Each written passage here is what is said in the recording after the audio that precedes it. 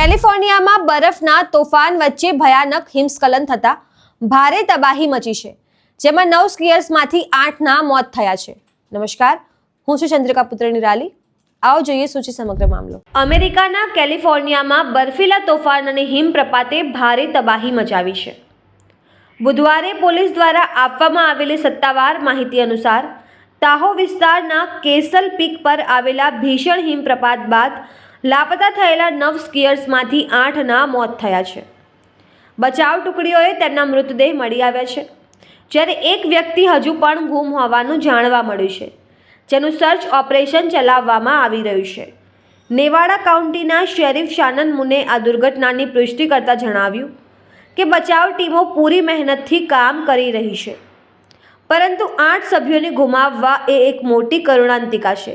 અમે હજુ પણ એક લાપતા સભ્યની શોધ કરી રહ્યા છીએ અને તેને શોધવા માટેના તમામ પ્રયાસો ચાલુ છે. તો તમે આ વિશે શું વિચારો છો? કમેન્ટ કરીને જણાવો. અત્યાર માટે બસ આટલું જ. સમાચારને લગતી વધુ અપડેટ્સ માટે અમારી વેબસાઇટ www.gujaratplus.in પર પણ માહિતી મેળવી શકો છો. ધન્યવાદ.